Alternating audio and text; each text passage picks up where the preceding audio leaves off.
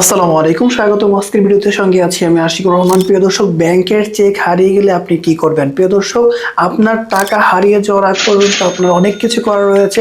হারিয়ে গেলে আপনি কিছুই করতে পারবেন না। তবে এই বিষয়গুলো যদি আপনি মাথায় রাখেন তাহলে কখনোই আপনার ব্যাংক থেকে একটা পয়সা কখনো এই চেক দিয়ে, যে চেকটা হারিয়ে গেছে বা যে চেকটা বুকটা হারিয়ে গেছে সেই বুক দিয়ে কখনো উঠাতে পারবে না।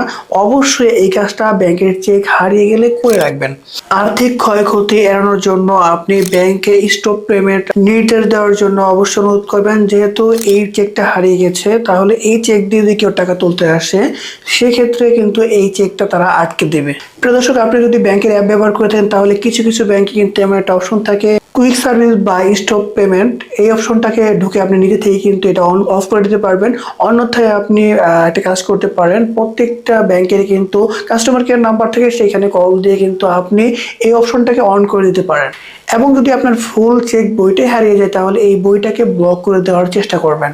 প্রিয় দর্শক, চেকবুক বা চেকের পাতা যদি আপনি সাইন করে হারিয়ে ফেলেন বা চেকবুকটাই হারিয়ে যায় তাহলে অবশ্যই আপনি নিকটস্থ থানায় একটা জিডি করে রাখবেন এবং এই জিডির কপিটাকে আপনাকে অবশ্যই সংরক্ষণ করতে হবে। ব্যাংকে চলে যাবেন এবং আপনি যে কাজটা করবেন, আন্ডার ট্র্যাকিং একটা ফর্ম রয়েছে সেটাকে পূরণ করবেন এবং আপনার জিডির কপিটাকে জমা দিবেন এবং এতে করে ব্যাংক আপনার কিন্তু অ্যাকাউন্টটাকে সুরক্ষা দেবে।